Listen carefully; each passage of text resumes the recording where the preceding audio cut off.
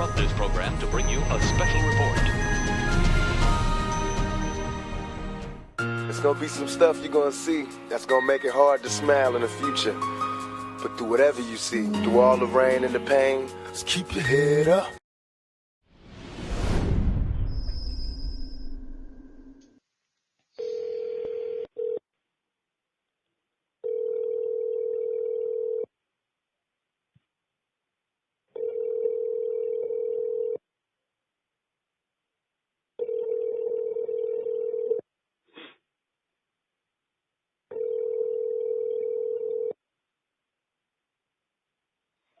The Google subscriber you have called is not available. Please leave a message after the tone. Hi, boss. My name is Jesse. We spoke yesterday on the phone regarding one of your clients, Marion Suge Knight. Just wanted to follow up with the conversation we had yesterday. If you can call me back, this is my direct cell phone. Hopefully I can hear from you soon and we can go over some of the questions we have and see how we can help each other out a bit. Thanks for your time. If you can call me at that number, that'd be great. Thank you. Bye.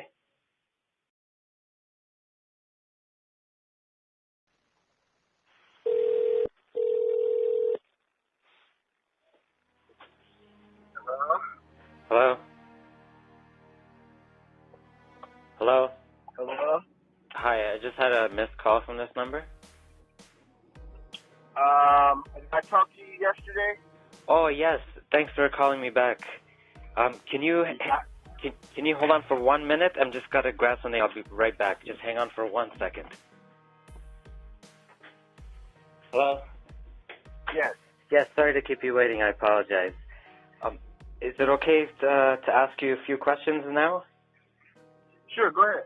Is it possible for me to get an actual interview with you that we can actually go on record with? Yeah, we'll have to do the same thing we did this past time. In other words, I'll go ask him to make sure, and then I'll come out and check. I just saw him just about 15 minutes ago, so he knew that I was going to be confirming for you guys, but I'll have to go see him on Monday. And, I want to make sure I always have clients' instructions. Yes, of course. Yeah. So let me just, I'll do whatever you need me to do today, and then I'll get back to you on Monday with that answer. Okay, perfect. You'll probably do that, yeah. Because when I was speaking to my people, I'm trying to get it on the radio in Toronto, and it will get across to a lot of people, and they told me if we can actually get an interview with Suge, that it would definitely get airtime for sure, like 100%. Okay. So. Okay. Well, I thought you needed to confirm things that you're working on. Yes, yes. That. Perfect. So what's his health situation right now? He's trying to recover. He actually was shot 7 times on August 14th, 2014. And then he went in on the present charge on January 29th, 2015. So he still got some issues from the gunshot, and he's just trying to improve his health while he's inside. And I don't need to tell you, but there's a group of people who really don't want him to get healthier. Yes, that's very obvious. So yeah. The reports that he was losing his eyesight, was that accurate? Well, he already lost his eyesight. His left eye, he's been blind in for some time. Is that because of of poisoning, or was that because of something else? No, when he and Tupac were shot, he covered Tupac over, and he took a .45 bullet inch into the skull, and we think that is where it started. In other words, he got metal, and it was too difficult to move. They felt like if they moved it, he would die. So there's a plate in his skull, and we think that the metal and whatever information is coming out of that bullet into his body is what caused the left eye to So it has nothing to do with his situation in prison or at the shooting at the club. I don't know that. Okay. That I don't know. In other words, pre-existing condition, any of that stuff could harm it or make it worse, exacerbate it. You know what I mean? And a lot of the information that we're getting is very hard to confirm. Like, we heard reports a couple of days ago that his fiance had pretty much Suge was out and he was with his fiance. So that information is not accurate? No. Is he engaged? I can't confirm that or deny it either way. Yeah. Because there was reports that he was released and that the reason they released him was because his health conditions were really bad, and pretty much they were trying to imply that he got sent home because they're expecting him not to make it too much longer. So that's not accurate. No. Oh, okay. Are you able to kind of take us through what happened when he showed up to the set of Straight Outta Compton? What do you guys know already?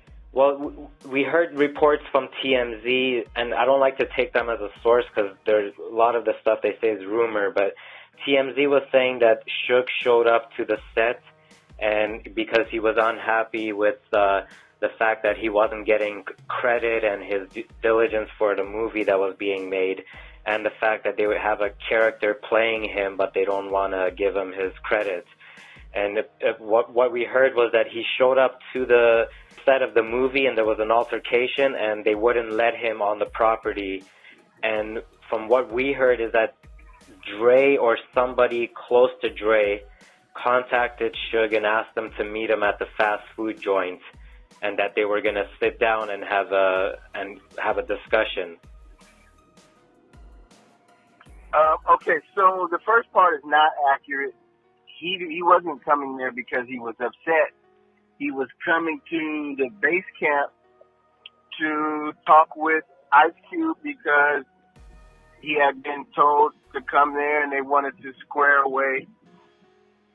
Yeah, we heard that too, that he was invited, and then when he got there, then they wouldn't let him in, and then there was an altercation. So that part is not true? So, no, I'll finish. Sure. So he gets there, it's all cool, he's talking to different people, the sheriff is even there, everybody's just mixing around, as you know, people socialize on set, it happens all the time. So, Dr. Dre's quote-unquote bodyguard, Bone, is how this all started. He was like, why don't you get out of here, man, nobody wants you up here, but that's just him talking for Dr. Dre. Uh-huh. And, you know, Suge's like, well, you know, fuck you, whatever, just getting back at him. But the sheriff is there, and the sheriff says, well, you know, Suge, just go ahead and leave, no problem, you know, so Suge, and you'll find out Ice Cube's manager, Keeble, Keeble,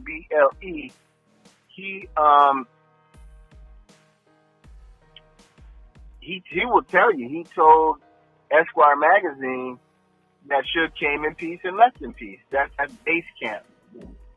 But, so Suge leaves. So it wasn't an altercation, just an argument or just words were had. Suge leaves, he gets a call from Terry Carter saying, come to Tam's Burger. Ice Cube will be here, Dre will be here, they want to square everything away. And who's Terry Carter? He winds up dead. He's one of the men who was part of this hit. And so, when Suge gets there, Bone basically attacks him. Yeah, you can see that on the surveillance camera. Yeah, he's brandishing a weapon, and he starts to repeatedly punch Suge in the face. And that was Bone? That's Bone. And he's trying to get the keys, and he's trying to put the car in park. And Suge is trying to keep that from happening. They were trying to pull him out of the vehicle to execute him. Suge is able to get the car or get some distance between him and Bone, and he presses the gas. Instead of going forward as he wants to do, he goes backwards because the gear shift was stuck in reverse. So he didn't intend to go reverse. He didn't intend to go in reverse. And that the mirror hit Bone and knocked him down. And he's looking all around 360 degrees wherever he can because there's other gunmen who are coming up to the vehicle. There's a gunman that's coming up to the right side of the vehicle, and as he's reversing, he sees that, and he gets it in gear and goes straight in drive. And Terry Carter, who was part of this group, falls down of his own accord. He trips and falls in the path of the truck. So the other car was trying to pretty much box him in, so they had him from both sides? No, there wasn't another car. It was a man on foot. Oh, okay.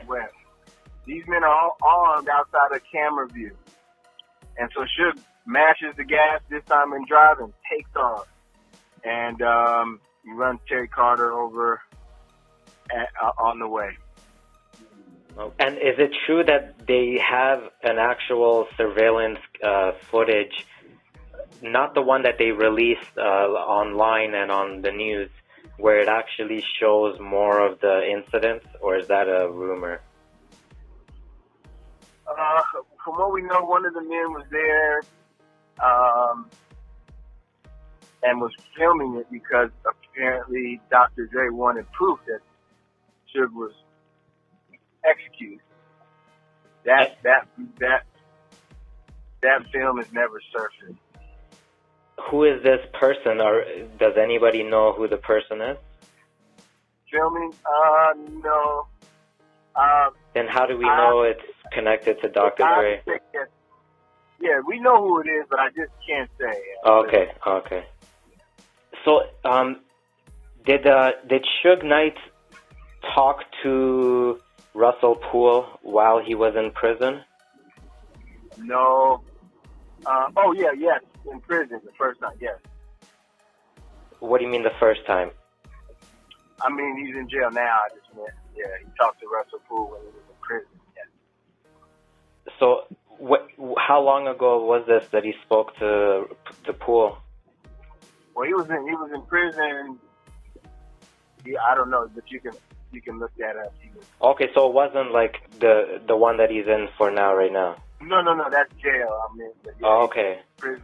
He was in prison when he talked to Russell. So we heard that Russell Poole, who also had this letter, the confession letter, we heard Russell Poole was trying to get a hold of Suge in jail and to apologize to him for, True. And that part is accurate? True. Okay. And do we know who wrote this letter? They say Keefe D, I think, but I'm going to introduce you to Michael Carlin. You can ask him directly. Okay. That was Russell Poole's writing partner, yeah. Okay. And he's a good interview, too. Yeah, I think I've seen some of his stuff online. Yeah, everything that Russell Poole knew, Michael Carlin knows. Yes.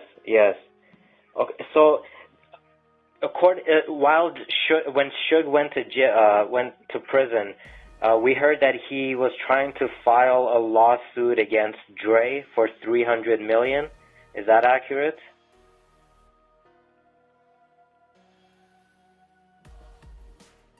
Hello? I said I don't know that. I don't know. There was a report that I don't know if maybe you can confirm if this is true, that Suge Knight has a lifetime contract with Dr. Dre for 30% of everything that he makes, and we heard that's true. So that 30% is a lifetime contract. Well, it's what happens when managers manage an artist, and if the artist doesn't want to deal with the manager anymore, you can imagine if the manager did everything to make that artist who he was, yeah, and he doesn't get anything going forward, what's the incentive? So there's a lot of agreements like that. So is Suge going to go ahead with this lawsuit? Yeah, I'm the attorney of record for that lawsuit, and yes. So that lawsuit is still taking place, Yes. and it's for $300 million. I didn't name any Okay, amount. okay. And did Suge ever mention Jimmy Iovine's role in any of the anything from the time Tupac got shot to the fall of Death Row? Has he ever mentioned like what Jimmy Iovine's role is in this? You have to be more specific. Of course, he's involved, but So does Suge think that Jimmy Iovine had prior knowledge to the hit on in Vegas? I don't know what he would say to that, but if you ask me, I would say yes. I think so, yeah, because how would he not know that his biggest artist and Suge is going to get hit in Vegas and then the crumble of Death Row? So what about... Sorry, go ahead. Right. No, it's all part of a plan, that's for sure.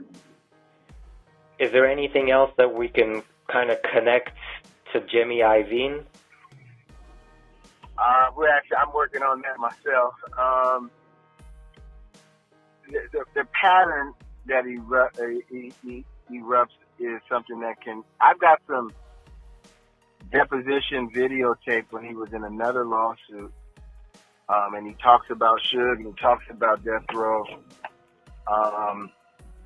But yeah, we're actively working on the Jimmy Iovine part because he's been more careful than others. Yeah, for sure.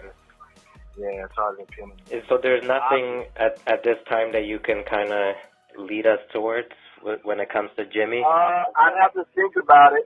Like I say, I'm in the midst of putting it together myself. So. And what is Suge's stand on Reggie Wright Jr. after hearing all the rumors about him and all the reports? Ooh, yeah, you'd have to ask him that one. Because we haven't ever heard Suge comment on Reggie, and there's a lot of rumors that he was kind of involved with this behind the scenes because he wanted to take over and become in charge of Death Row Records. And he did at one point when Suge was in jail, right? What is Suge's stand on Reggie Wright Jr.? Yeah, I'll have to double back on Monday and see what he wants me to say about it. Okay, that's fine. And we heard that when Snoop was on Death Row and with Suge, that Suge put up around $5 million for his lawyer fees for the trial that he was facing. And is that money still technically owed to Suge? To the extent that it was a loan, I'm sure, yes. Does Snoop have the same type of contract with like Dre does, where he has like a lifetime contract with Suge? Does he have something similar to that? I don't believe so, no. And what did Suge Knight think when he found out about Little Half Dead being involved? Because he used to at one point be on Death Row Records, right? And then he got sent down to another record label. I never discussed Little Half Dead really with him, so I have that's something I'd have to carry. Will that be in the new movie? Will that be discussed? That's in development, so maybe so. Okay. So what kind of involvement does Suge have in All Eyes on Me? It's a new Tupac film? Yes, the one that they've been trying to release for a while. I'd have to get a direct statement from him on that. Do you know if he was not happy with the fact that they had somebody playing him? What was his stand on that? Yeah, I know the answer to that, but I'd have to check to see if he wants to talk about it. What about we heard there was a lawsuit that he was gonna take to Chris Brown for that shooting that happened at the club. Is that still going through too? Yeah, that's still around. That case is still active. And so people have been asking a lot, like they want to know, is there like a beef with Suge and Chris Brown because of the lawsuit, or are they still on good terms? I'd have to see what he wants me to say about that. Do you know if he thinks that was a setup at the club? Oh, like, definitely. Yeah, it was definitely a setup. It was obviously a setup. But what about like on Chris Brown's part? Like to kind of was there something on their camp to kind of bring Suge there?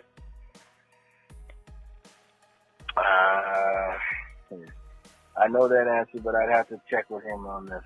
Okay. And can you kind of go through what happened when Suge got to the club, that whole situation? Because we hear a lot of stories, but it's hard to confirm some of it. We know there's a surveillance camera where the shooters are leaving at LAX. Is that video ever going to get released? I hope so. I hope so. Have you guys seen the video? No. And like, are you guys not able to obtain it through the Freedom of Information Act?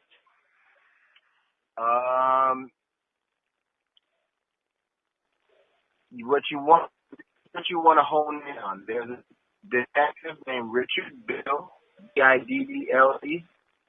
Can you say his name one more time? It kind of broke up when you said it. Richard Biddle, Biddle. Okay.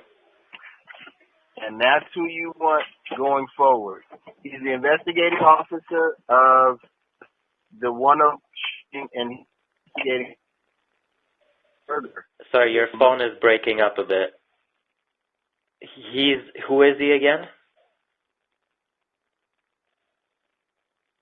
Hit and run, which is a conflict. And he's keeping